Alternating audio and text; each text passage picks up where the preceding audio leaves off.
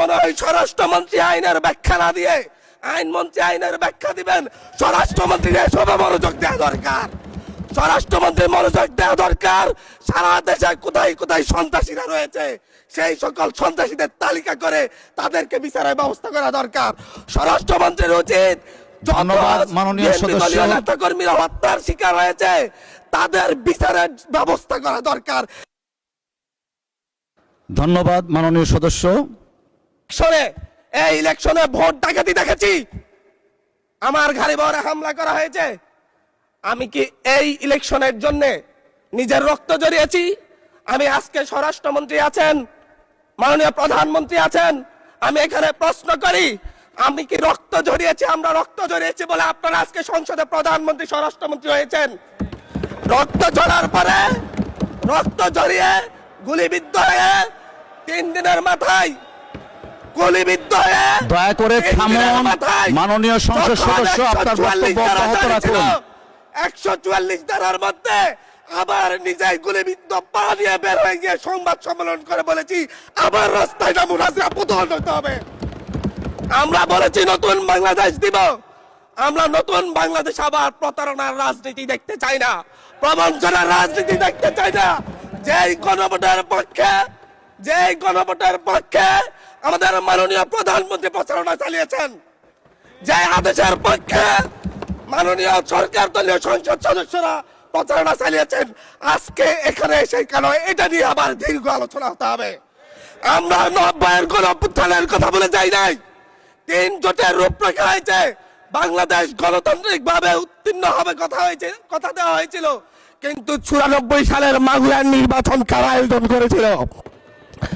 কারা 94 সালে মাগুরার নির্বাচন আয়োজন করেছিল?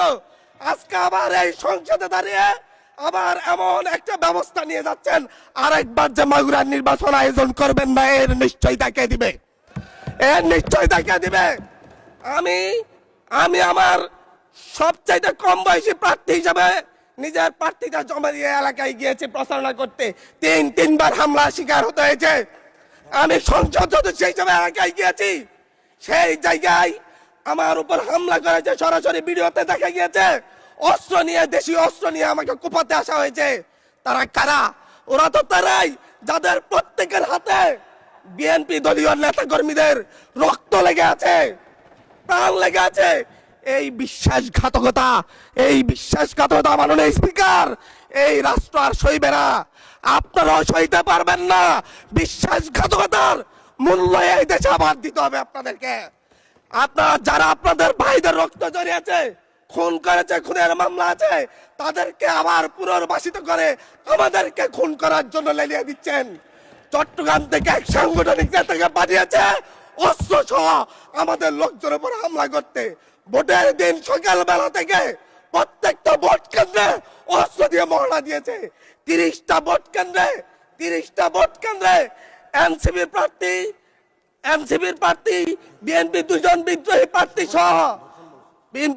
বিদ্রোহী প্রার্থী সহ কারো এজেন্টকে ঢুকতে দেওয়া হয় নাই। এটার জন্য কি আমরা আমাদের রক্ত জড়িয়েছি?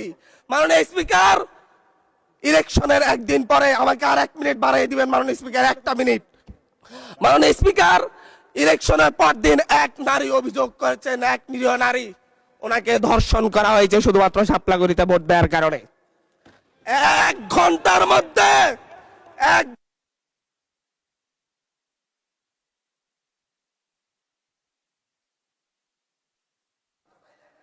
ধন্যবাদ মাননীয় সংসদ।